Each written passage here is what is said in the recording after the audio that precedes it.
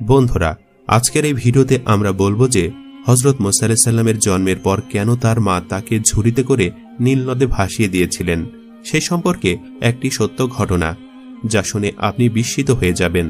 তাই ভিডিওটি একেবারে শেষ পর্যন্ত দেখবেন।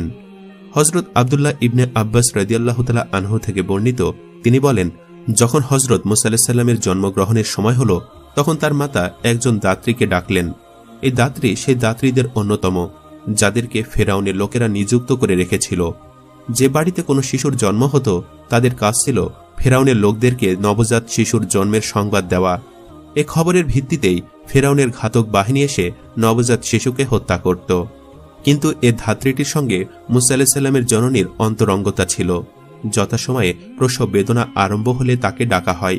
সে আসলে হযরত মুসা আলাইহিস সালামের মাতা তাকে বলেন, আমার যে এ অবস্থা তা তুমি জানো, তবে তোমার বন্ধুত্বের দ্বারা আমি উপকৃত হতে চাই। ধাত্রী তার দায়িত্ব পালন করল। হযরত মুসা আলাইহিস সালামের মায়া মহব্বত দ্বারা তার অন্তর পরিপূর্ণ হল। তখন ধাত্রীর হাতে হযরত মুসা আলাইহিস সালাম জন্মগ্রহণ করলেন। ধাত্রী তাকে কোলে নিল। মুসা আলাইহিস সালামের চক্ষুদ্বয়ের মাঝখান দিয়ে একটি নূর বের হয়। এ দৃশ্য দেখে ধাত্রী অত্যন্ত বিস্মিত হল। তার দেহের প্রতিটি অঙ্গ প্রত্যঙ্গ কম্পমান হল। আর হযরত মুসা আলাইহিস সালামের মায়া মহব্বত দ্বারা তার অন্তর পরিপূর্ণ হল। তখন ধাত্রী হযরত মুসা আলাইহিস সালামের মাকে বলল, আমাকে যখন ডাকা হয় এবং আমি তোমার নিকট আসি, তখন আমার পেছনে তোমার সন্তানের ঘাতকরা ছিল। অর্থাৎ আমার ইচ্ছা ছিল জন্ম হওয়ার সঙ্গে সঙ্গে শিশুটিকে ঘাতকদের হাতে অর্পণ করব। কিন্তু এখন আমার অন্তরে তোমার সন্তানের জন্য এমন মায়া সৃষ্টি হয়েছে যে জীবনে এমন মায়া আমি কারো জন্য উপলব্ধি করিনি। এজন্য আমি বলছি, তোমার পুত্রের হেফাজত করো। এরপর যখন ধাত্রী হযরত মুসা আলাইহিস সালামের গৃহ থেকে বের হচ্ছিল, তখন ফিরাউনের একজন গোয়েন্দা তাকে দেখে ফেলেছিল। তারা সঙ্গে সঙ্গে সেই গৃহদ্বারে উপস্থিত হল এবং ঘরে প্রবেশ করতে চাইল। তখন হযরত মুসা আলাইহিস সালামের ভগ্নী দ্রুত এসে তার মাতাকে খবর দিল যে সৈন্যবাহিনী এসে পড়েছে এবং তারা ভিতরে প্রবেশ করতে চায়। তখন হযরত মুসা আলাইহিস সালামের বোন তাকে কাপড়ে জড়িয়ে চুলোয় নিক্ষেপ করল।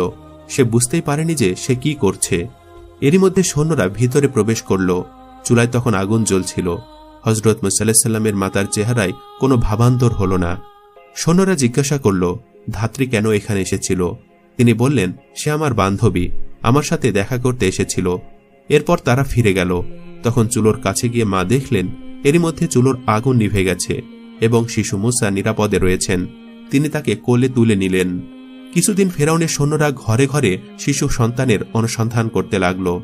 তখন তিনি তার পুত্রের ব্যাপারে ভীত হয়ে পড়লেন।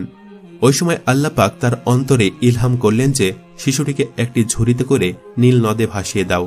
এই ঘটনার বিবরণ পবিত্র কোরআনে এভাবে বর্ণিত হয়েছে, যার বাংলা অর্থ, আমি মুসা জননীর নিকট এ প্রত্যাদেশ করলাম যে তাকে সাগরে নিক্ষেপ করো তথা নীল নদে ভাসিয়ে দাও। হযরত মুসা আলাইহিস সালামের মাতার অন্তরে এ ধারণা আসার সঙ্গে সঙ্গে তিনি এক কাঠ মিস্ত্রিকে বাক্স তৈরির নির্দেশ দিলেন। লোকটি বলল, এমন বাক্সের তোমার কি প্রয়োজন? তখন মুসা আলাইহিস সালামের জননী মিথ্যা বলেননি।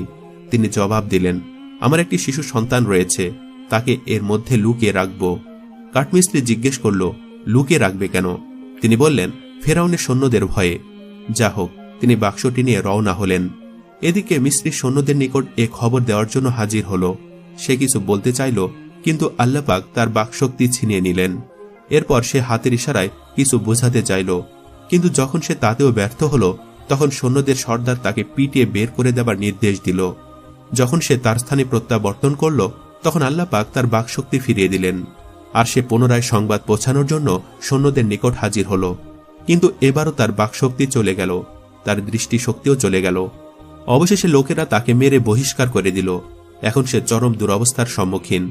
হাঁটতে হাঁটতে সে একটি ময়দানে উপস্থিত হল এবং মনে মনে এ নিয়ত করল যে যদি আল্লাহ পাক তার দর্শন ও বাকশক্তি ফিরিয়ে দেন, তবে সে আর কখনো সেই শিশুর ব্যাপারে গোয়েন্দাগিরি করবে না। আল্লাহ তার এ নিয়তের কারণে তার দর্শন ও বাকশক্তি ফেরত দিলেন। সে সঙ্গে সঙ্গে সিজদায় পড়ে গেল এবং দোয়া করল, হে আমার প্রতিপালক, আমাকে তোমার এই নেক বান্দার ঠিকানা জানিয়ে দাও। আল্লাহ পাক তাকে মুসা আলাইহিস সালামের ঠিকানা জানিয়ে দিলেন। সে তার নিকট পৌঁছালো এবং ঈমান আনল। সে এ সত্য উপলব্ধি করল যে সবকিছু আল্লাহ পাকের পক্ষ থেকে হয়েছে। ওয়াহাব ইবনে মুনাব্বি রহমতুল্লাহ আলাই বর্ণনা করেছেন, হযরত মুসা আলাইহিস সালামের মাতা যখন অন্তঃসত্ত্বা, তখন তিনি তার অবস্থা গোপন রাখলেন। কেউ এ সম্পর্কে অবগত হল না। যেহেতু আল্লাহ তাআলা বনি ইসরায়েলের প্রতি ইহসান করতে ইচ্ছা করলেন, তাই তিনি পৃথিবীতে হযরত মুসা আলাইহিস সালামের আগমনের অবস্থাকে গোপন রাখলেন।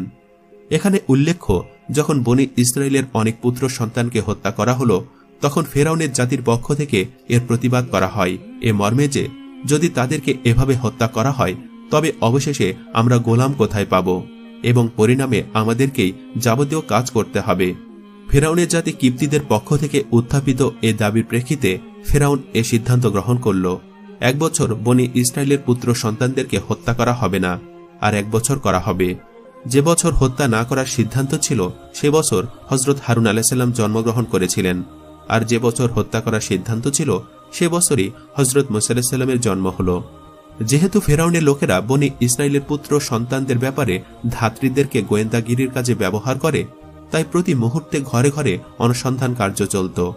আল্লাহ পাক তার বিশেষ রহমতে এই ব্যবস্থা করেছেন যে হযরত মুসা আলাইহিস সালামের মাতার দেহে কোনো পরিবর্তন লক্ষ্য করা যায়নি। যখন হযরত মুসা আলাইহিস সালাম জন্মগ্রহণ করলেন, তখন তার ভগ্নী মারিয়াম ব্যতীত আর কেউ জানতেই পারল না। আল্লাহ পাক হযরত মুসা আলাইহিস সালামের মাতার অন্তরে এ কথার ইলহাম করলেন যে, তুমি শিশু সন্তানটিকে দুধ পান করাতে থাকো। যখন ফেরাউনের লোকদের তরফ থেকে কোনো প্রকার আশঙ্কা হয়, তখন তাকে নীল নদে ভাসিয়ে দিও। মুসা আলাইহিস সালামের মাতা শিশু সন্তানটিকে তার কোলে লুকিয়ে দুধ পান করাতে থাকেন। শিশু মুসা কাঁদতেন না, এমনকি নড়াচড়াও করতেন না। কিন্তু তা সত্ত্বেও মুসা জননীর আশঙ্কা হল যে ফেরাউনের লোকেরা যে কোনো সময় আক্রমণ করতে পারে, তাই তিনি একটি সিন্দুক তৈরি করালেন। সিন্দুকের মধ্যে শিশু সন্তানকে রেখে তাকে নীল নদে ভাসিয়ে দিলেন। হযরত আব্দুল্লাহ ইবনে আব্বাস রাদিয়াল্লাহু তাআলা আনহু বর্ণনা করেন, ফেরাউনের শুধু একটি কন্যা সন্তান ছিল, পুত্র সন্তান ছিল না। ওই কন্যা সন্তানটিও শ্বেতরোগে আক্রান্ত ছিল। তার চিকিৎসার যাবতীয় ব্যবস্থা হওয়া সত্ত্বেও সে সুস্থ হয়নি। জাদুকররা বলেছিল তার আরোগ্য লাভ করা সম্ভব হবে নীল নদের দিক থেকে। মানবাকৃতির কোনো প্রাণী এ নীল নদে পাওয়া যাবে, তার মুখে লালা যদি ব্যবহার করা যায় তবে শ্বেতরোগগ্রস্ত এ কন্যাটি সুস্থ হবে, আর তা পাওয়া যাবে অমুক দিন সূর্য উদিত হওয়ার সময়। ওই দিন ছিল সোমবার। ফেরাউন নীল নদের তীরে তার বসবাসস্থান তৈরি করালো। তার সাথে ছিল স্ত্রী আসিয়া বিনতে মোজাহেম। ফেরাউনের এই অসুস্থ কন্যাটিও ছিল।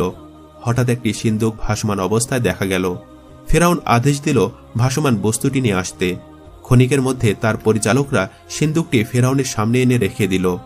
তারা সিন্দুকটি খোলার চেষ্টা করল, কিন্তু ব্যর্থ হল। পরে ফেরাউনের স্ত্রী আসিয়া কাছে আসলেন এবং তিনি সিন্দুকের ভিতর একটি নূর দেখতে পেলেন, যা অন্য কেউ দেখতে পারেনি। যা হোক, তিনি সিন্দুকটি খুলে ফেললেন, যার ভিতর থেকে সুন্দর একটি ফুটফুটে শিশু শায়িত অবস্থায় পাওয়া গেল, যার চক্ষুদ্বয়ের মাঝখানে নূর চমকাচ্ছিল। আল্লাহ পাক তার রিজিক তার আঙ্গুল সময়ের মধ্যে দিয়ে দিয়েছিলেন। সে এ আঙ্গুল চুষে দুধ পান করত। এ নিষ্পাপ শিশুটির প্রতি অসাধারণ মোহমায়া আসিয়ার অন্তরে সৃষ্টি হল। এমনকি ফেরাউনও তাকে ভালোবাসতে লাগল। সিন্দুক থেকে শিশুটিকে বের করা হল। তার অসুস্থ কন্যা এসে পড়ল। সে এ নবজাত শিশুর মুখের লালা নিয়ে তার শ্বেত রোগগ্রস্ত দেহে মালিশ করল। সঙ্গে সঙ্গে সে সুস্থ হল। ওই কন্যা শিশুটিকে চুম্বন করল এবং টান দিয়ে বুকে টেনে এনে আদর করল। পবিত্র কোরআনে এ ঘটনাটিকে এভাবে বর্ণনা করা হয়েছে। অর্থ, এরপর ফেরাউনের পরিবারের লোকজন তাকে উঠিয়ে নেয়, যাতে সে তাদের শত্রু এবং দুঃখের কারণ হয়। অর্থাৎ ভবিষ্যতে হযরত মুসা আলাইহিস সালাম তাদের দুশমন হবেন এবং তাদের দুশ্চিন্তার কারণ হবেন।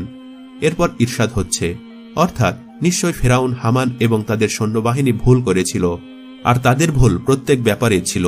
যেমন হযরত মুসা আলাইহিস সালাম জন্মগ্রহণ করবেন এই ভয়ে হাজার হাজার নিষ্পাপ শিশুকে তারা হত্যা করেছে। এটি ছিল তাদের মারাত্মক ভুল। দ্বিতীয়ত, শিশু মুসাকে তারা নীলনদ থেকে তুলে নিয়েছে এবং নিজের বাড়িতেই লালন পালন করেছে।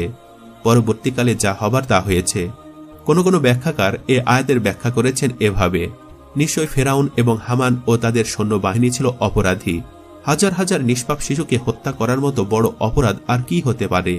আর এজন্যই আল্লাহ পাক ফেরাউন ও তার সহযোগীদেরকে হযরত মুসা আলাইহিস সালামের দ্বারা শাস্তি দিয়েছেন, এবং যে শিশু থেকে আত্মরক্ষার জন্য হাজার হাজার শিশুকে ফেরাউন হত্যা করেছে, সেই শিশুটিকে আল্লাহ পাক তার বাড়িতে তারই নাকের ডগায় তারই দ্বারা লালন পালন করিয়েছেন। এটি নিঃসন্দেহে সর্বশক্তিমান আল্লাহ পাকের অনন্ত অসীম কুদরতের এক বিস্ময়কর নিদর্শন।